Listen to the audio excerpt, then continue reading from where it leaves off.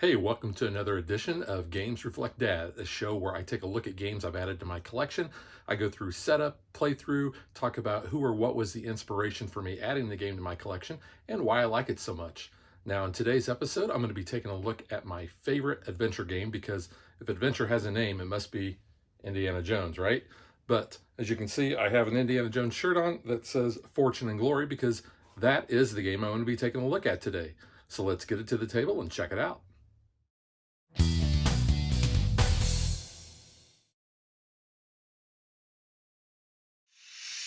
It's easy to get overwhelmed when you're first looking at the board and all the stacks of cards and everything. So let me just kind of walk through what everything kind of is, and then we'll start getting into setup. So as you can see, we have a map of the world here. We have North America, South America, Africa, Europe, Australia, and you'll notice that the board is divided in all these different zones. We have sea zones, we have land zones, we have dense forest zones, we have minor cities, we have major cities, we have ways to cross from one side of the board to the other, and we have a lot of things that we can put out. Now, the main way that I play this game, and it's also set up in the rule book that it talks about the competitive version, is the default way to play. You can also play cooperative, you can play as a team game, and you can also play solo.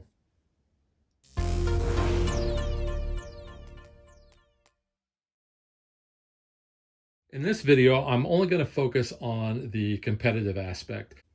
So first off, we have a cast of characters and we have player cards that are going to show that character's abilities that we have here. It's going to show the number of dice that we're going to roll for the specific tests that we have to do, because as we're adventuring around, it's going to say, test combat, and then we would roll 3 dice, or test combat and lore, and maybe you choose which one you want to do have there. It's going to show you what that character's defense is and the number of wounds that they're going to be able to take. So you can see we have Duke Dudley, the British Lord. We have Alexander Cartwright, the reclusive novelist.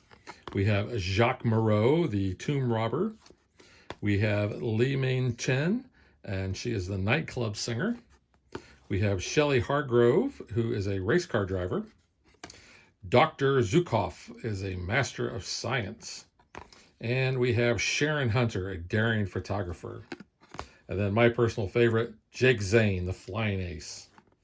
So in the expansions, you'll also get more characters. But in addition to their character cards, they also have their own specific minis that will look like their character. The character card will also show their starting location. So you can see Duke Dudley will start in London. So what we'll do is we will take his specific mini and we will place him inside the London city spot. The way we're going to win Fortune and Glory is actually by collecting Fortune and Glory. Now, when a player accumulates 15 Fortune, or you can change that if you want, but that would be the end of the game and they would be the winner, whoever has the most Fortune. You're going to be collecting glory in order to buy certain things like common items, gear, allies, that sort of thing. But we are initially going to seed the board with 4 artifacts. And the way we do that is we take a card from the artifact deck and a card from the adventure deck, and we are going to put those together, and that is going to create our artifact. So you can see we have the Cup of the Crimson Hand. And when we get to this location, we're going to have to face 4 different dangers in order to collect this. And then if we go and sell this, then we are going to get this amount of fortune. We're also going to draw a card off of the location deck in order to figure out where we're going to be placing that on the map. So this is what the location cards look like. We're going to flip that over, and you can see that we're going to be placing that in Manchuria, and it shows an X on where that is on the board. So that would correspond to this space right there. Also, these location cards are kind of double use because they also list a city down at the bottom. So if you're ever having to get a random location, you go with the top part, and a random city, you would go with the bottom part. In order to remember what is what on the board, we have these markers. Now, one side shows an A and the other side is a blank. So you can have them both up if you want, or you can just go by color. So knowing where that artifact is at, we can go ahead and we can place this in Manchuria. And then we will take the artifact with both of those cards and we'll put that other counter on there and we'll just set that on the side of the board. So we know when we're going for A, we know that that is the cups of the Crimson Hand. So we're going to go ahead and put the other three out on the board now. We have the armor of the Sacred Stone, which is in the Amazon jungle. We have the skull of the Azure Jewel, which is in Scandinavia up here.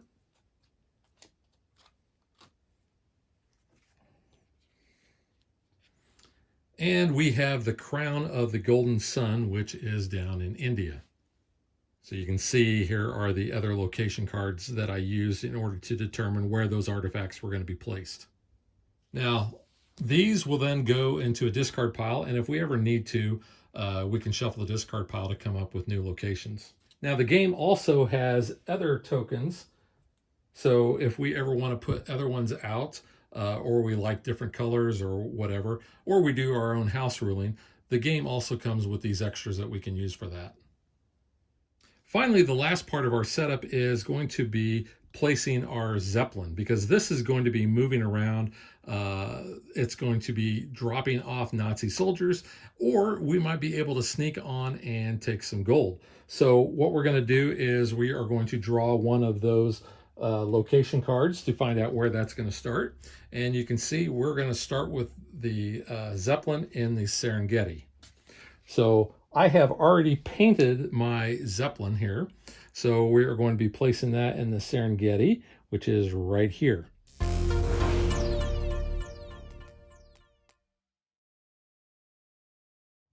So the player aid cards have a competitive side and they have a cooperative side. So we're going to be focusing on the competitive side here. So the first thing we're going to do is all players are going to take one die and they're going to have a roll off. The player who rolled the highest is going to be first player. And you'll notice that if you rolled a 1 on this initiative phase, you're going to get a free event card. So a lot of times those are good things. Sometimes they may be bad, but basically it's going to add flavor to the game. So after we roll the die, then we are going to determine who gets the start player marker. The second part is our move phase. And now again, we're going to be rolling the die and we're going to do this in player order. So starting with the first player and then going clockwise, we're each going to roll a d6 and then we're going to move up to that amount that we rolled. And if we rolled a 1 during this, we're also going to be able to get a free event card. We do have to fight any enemy henchman that is in our space. And if you are in a cliffhanger, you may not move away.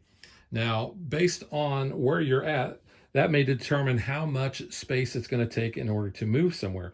So let's say that the Duke here wanted to travel to Scandinavia to try to get that artifact. You'll see that there is a 2 in the water spot. So that means that he is going to have to use 2 movement in order to go there. Also, because he is starting in a major city, he will take a movement to get out of that spot.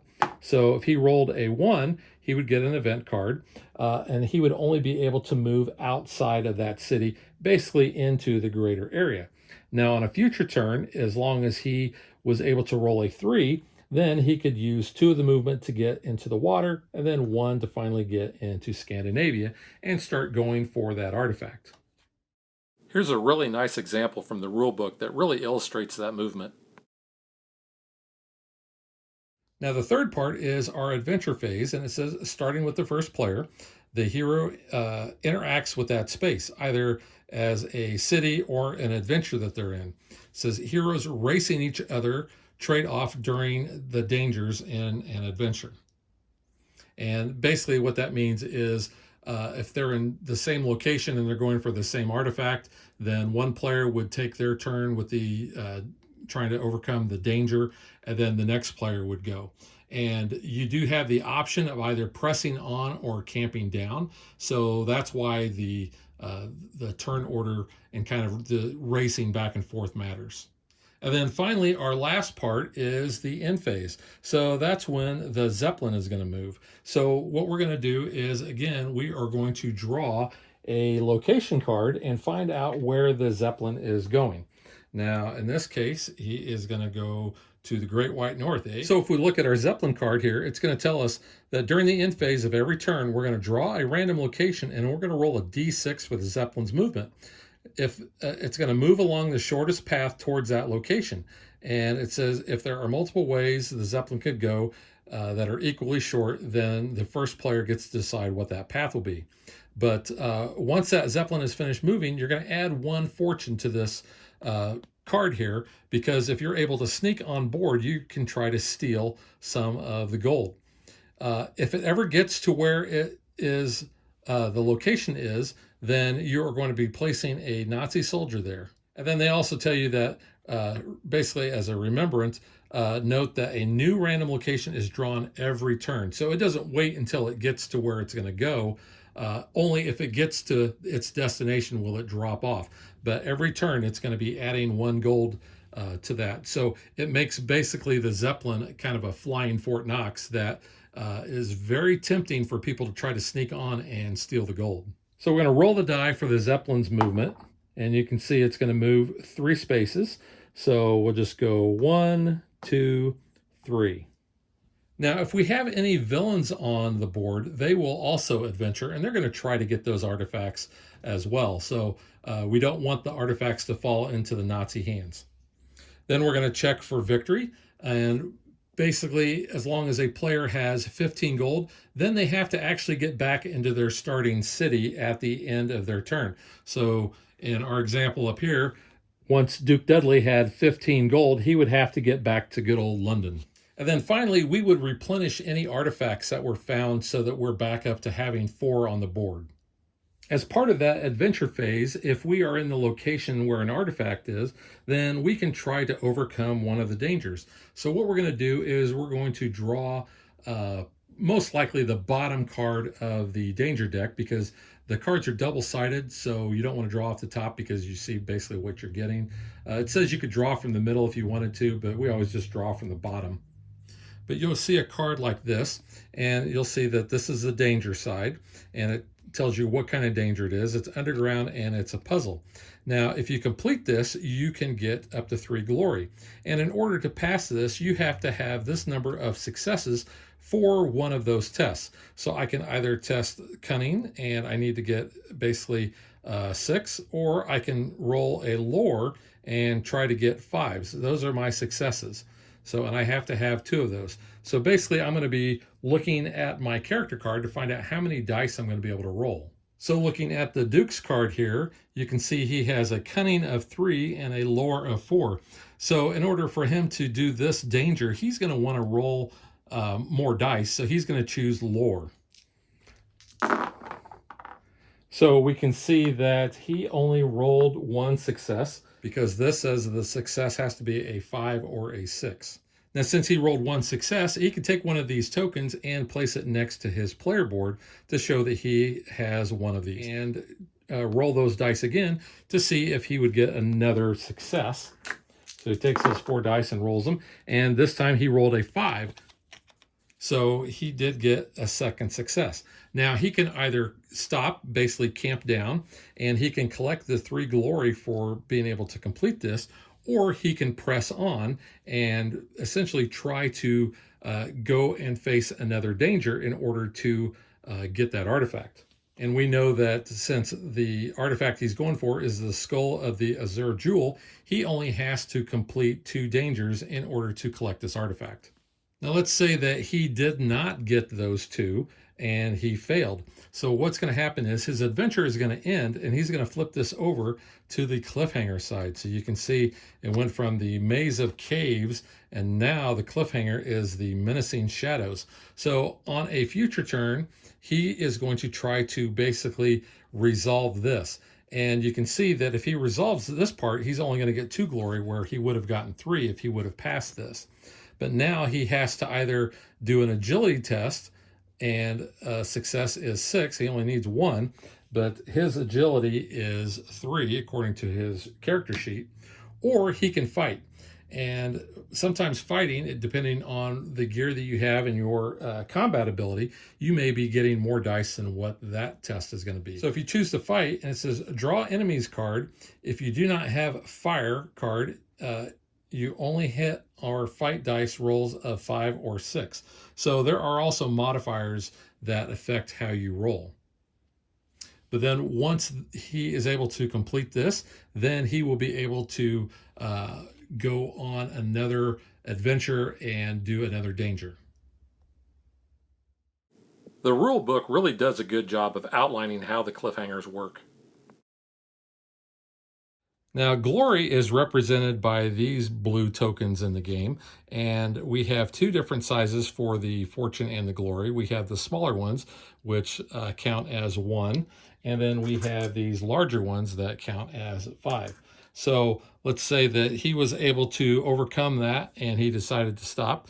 He is going to collect his 2 glory, and he'll just place that next to his player board. Now, if you sell this in a city, you're only going to get 4 fortune for this. However, if you sell this in a major city, you're going to get +1 to whatever this is. So normal cities, you're going to get 4 fortune, and major cities, you would get 5 in this case.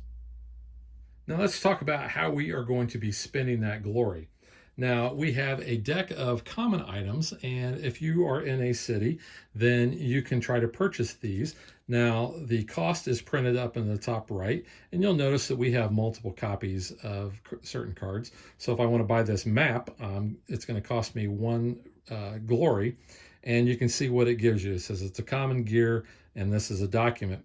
And it says discard to cancel and redraw a danger you just drew, or discard to ignore all terrain icons in your space until the end of the game round. So these are all going to do different things. So you can see you have a torch here. So in my example earlier, this would be a fire card because you see that symbol there.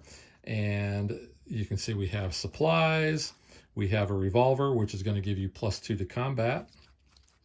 We have rope. Here is the rifle, which is going to give you +2 combat. And this says during the first fight round at any fight, your attacks are resolved before your opponent's attacks. So that messes with the order a little bit. Here's a book of lore that gives you a +2 to lore. And then one of my personal favorites is the adventure plane. It's expensive, but it can get you where you need to go. Now, in addition to those common items, you can also buy gear or allies when you are in a city. Now, these do not have a printed cost on them, but they will cost 5 glory, and you can spend as much glory as you can afford. So you can see, looking at the gear here, we have things like forged papers. We have a lantern, which again shows that fire icon that we saw earlier. Here's a revolver, a monocle, adventure boots, luxury lighter, reference books. So these are usually always good things that are going to help you in your test. And you can see that there are multiple copies of each one of these. And here's a toolbox.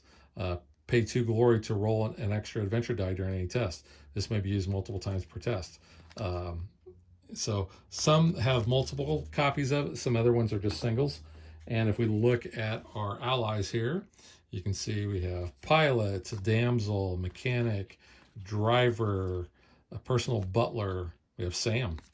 We have a cargo ship captain, college professor, Reggie. That's just my pet snake, Reggie. And you can see that we have a couple different copies of that. We have Baxter, the faithful dog. So there's the president, friend of the family, and Allison. So like I said, the allies and the gear will cost 5 glory each.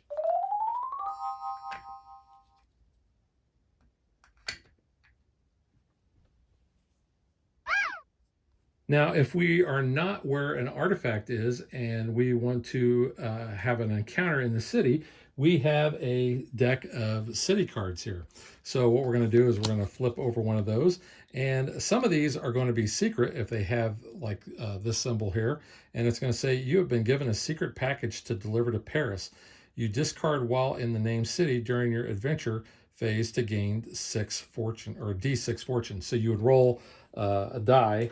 In this case, I rolled a 6, so I would get 6 fortune.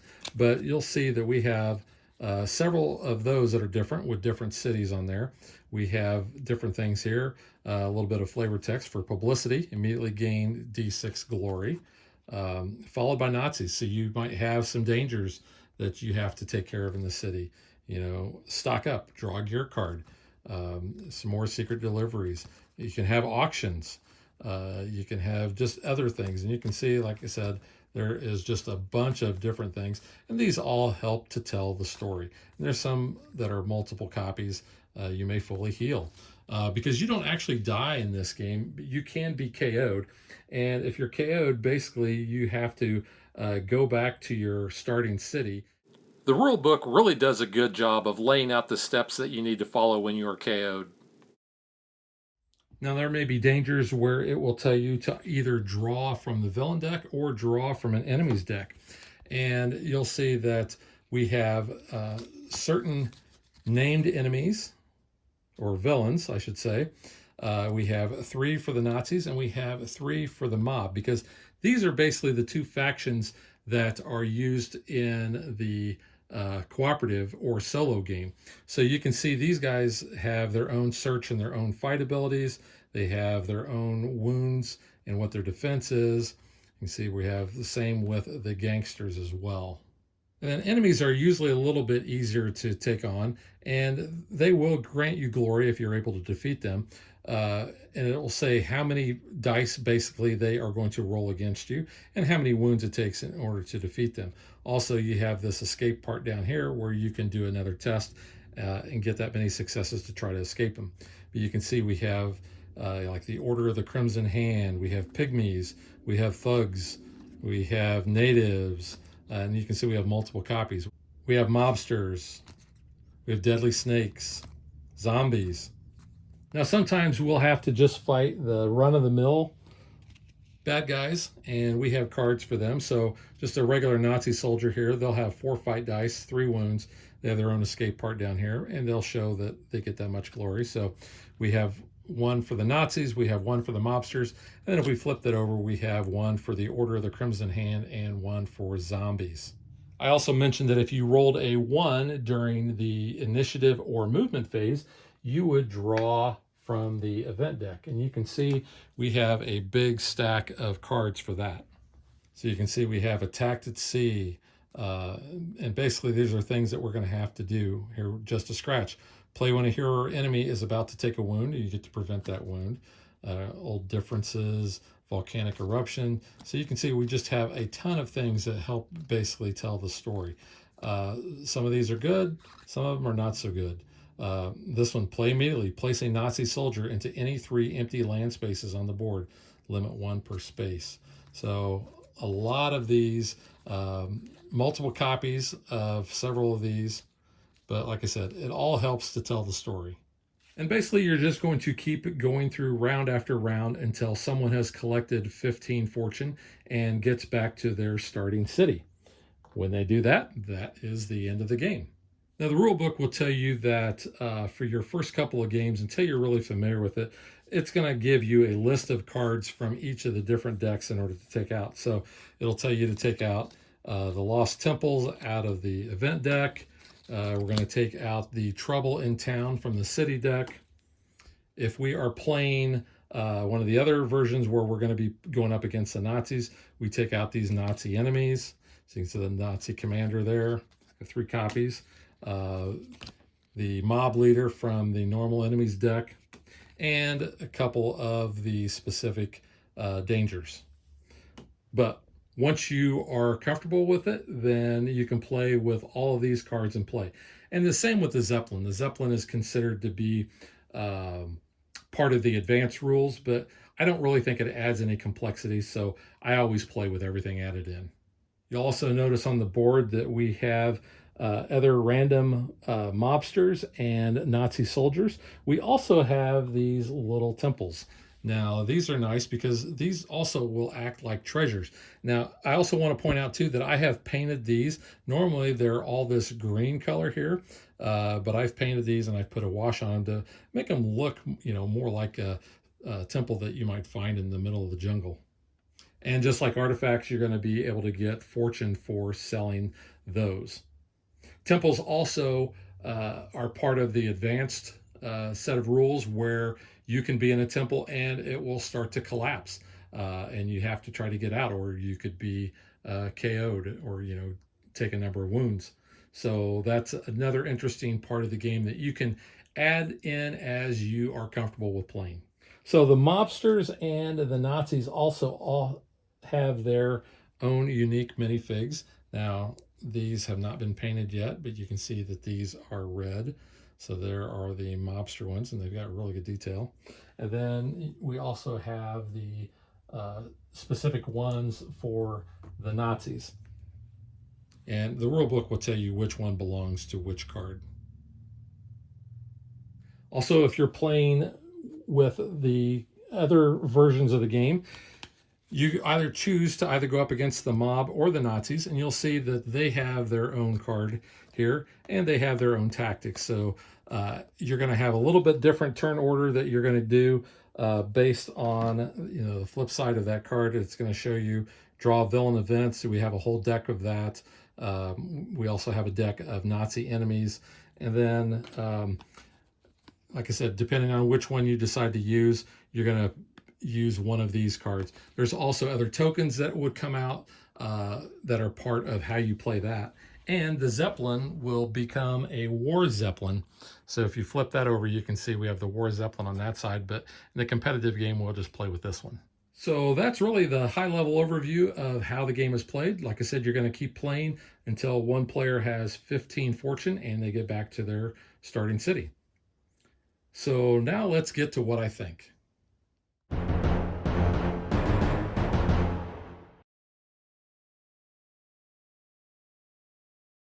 So I have a penchant for sandbox games, and basically this has been called the Indiana Jones board game in a box.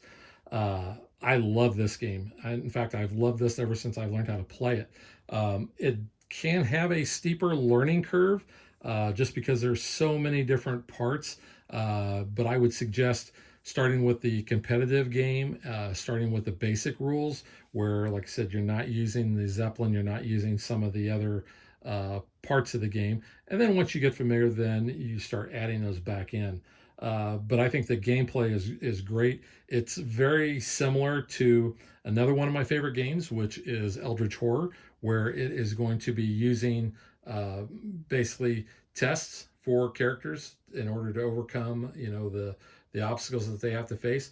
You have a certain number of dice depending on that skill that you're going to roll, and try to get a certain number of successes.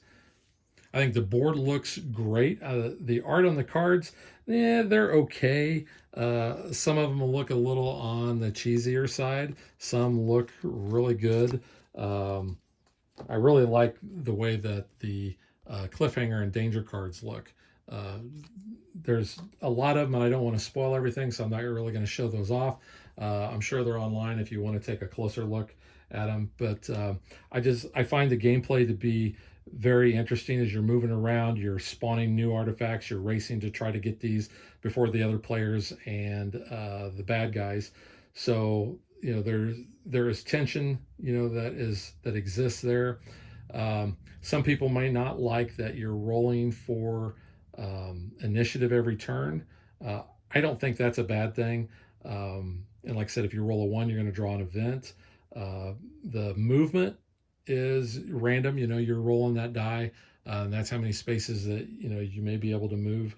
But I don't really have a problem with that either. I think the sculpts on the minifigs look really good. Again, I do plan on painting these at some point, and I had actually hoped to have these painted by the time that I decided to do this video. However, life gets in the way, and I've been busy trying to paint other games and just have not gotten around to this. The only thing I have painted is the Zeppelin, and that was because that was more of an easier thing to paint, and kind of also a way that I can kind of test my painting skills. I've never really painted minis. This was completely red, just like the main Nazis and the main mobsters. And so I primed it and I painted it, and I was really pleased with how this turned out. You can see there's the bottom. So yeah, just picture this all being that red color. But I really like this. The tails were a little hard to paint with the Nazi flag on there. So, you know, I just kind of look at it from afar on the table. Now, I'm not going to lie, this game is a table hog. And you can see that we have all these decks of cards. I actually went out to Staples and I got these business card holders, and I found that that really helps reduce the space that gets taken up on the table. And I can't take credit for that. I saw that another user in the Fortune and Glory Facebook community group that I started had posted pictures that that's what they had done. So I thought that was a great idea. I actually went out and I think these were like maybe $6.50 a piece. I got 4 of them. They are kind of a snug fit, and like the city cards, they barely all fit in there. These are also unsleeved.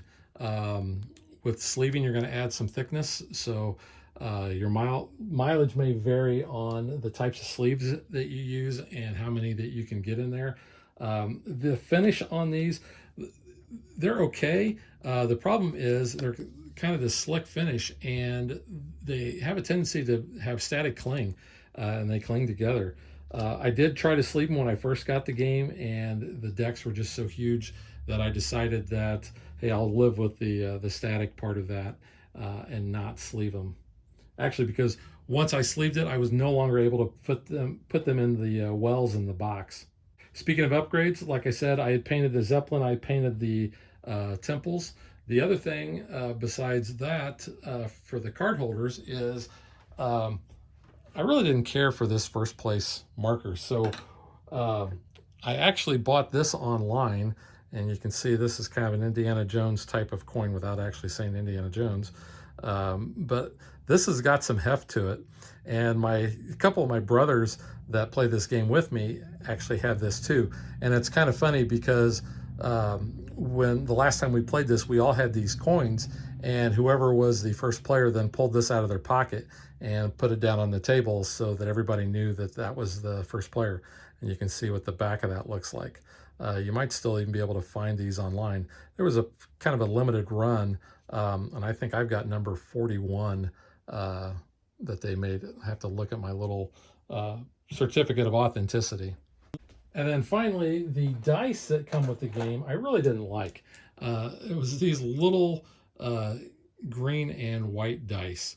And so what I did was, actually my daughter ended up buying me a set of the Chessex dice. So these are the Jade, I think that's what they're called. Yeah, the Jade Gold. And these just, you know, I think they look really sharp. They kind of have that marbly look to them, and they've got their rounded corners, so they roll really well. I like the look of them. The game also comes with a ton of other tokens that I mentioned earlier. So you can see I have just baggies full of these, and these are used for different things. It will tell you that you know, they're for future expansions or for house ruling.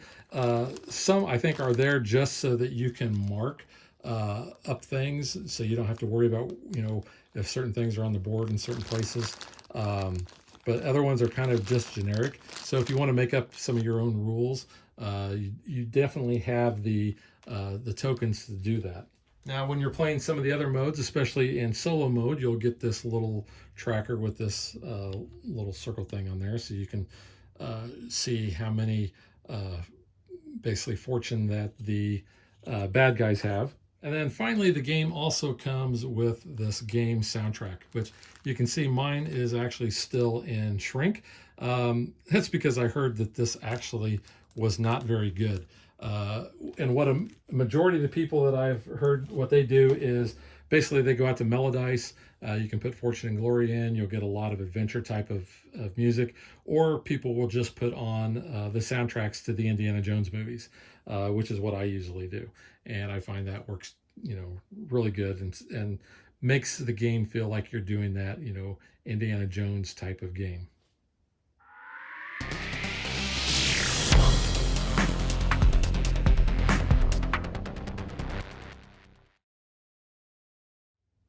My inspiration for getting this game really was Will Wheaton. Back when he used to have his tabletop show, I know he had Brandon Routh on there playing this, and I don't remember who else. But they famously misplayed this. They threw in rules from all the different modes, and I guess it kind of got to be a mess. But that was enough for me to see the game in action and get a really good feel for, how the game is played. And once I saw it, and I thought, man, this is my kind of game. Fortunately, one of my coworkers had bought this game in a charity auction, and his wife really didn't like it. And he knew that I had the channel, and he actually gifted it to me. So I was very grateful for that. This is also one of those games that a lot of people see, they get intimidated, and they don't play it. However, if you know how to play it, you kind of bring new players in, and everybody that I've taught this game to has really enjoyed it. It can take you, a couple hours to play, but the turns go fast. You don't really have a whole lot of downtime. There's, there's dice rolling, there's going on adventures. There's the whole story aspect, which is really the key to the game. Is you're sitting down and you are basically playing through a great adventure story. So that is Fortune and Glory, the Cliffhanger game from Flying Frog. I have to give this 2 thumbs way up. Like I said, I've loved playing this game. Any chance I get, this is going to come out as long as I've got a couple hours to play. And I'm definitely in the mood to play an adventure game. There's tons of replayability. You never know what the artifacts are going to be, and you're always going to have, those different types based on the card combinations. So that helps tell the story. Lots of different artifacts, lots of locations, lots of events, lots of cliffhangers, lots of everything. That just makes this a great game. So we will catch you guys next time. If you're a fan of Fortune and Glory, or you just want to learn more about the game, you might be interested in checking out the Fortune and Glory community over on Facebook. Here our members post pictures of their games, we talk about how we bling out the game, and all sorts of other cool stuff, so check it out. Thanks for watching our video. We hope you enjoyed it, and if you did, click that like and subscribe button. You can also follow us on social media like Facebook and Twitter at DadBeDaughter. And if you like what we do and you want to support us, you can visit our Patreon page. So thanks for watching. Thanks.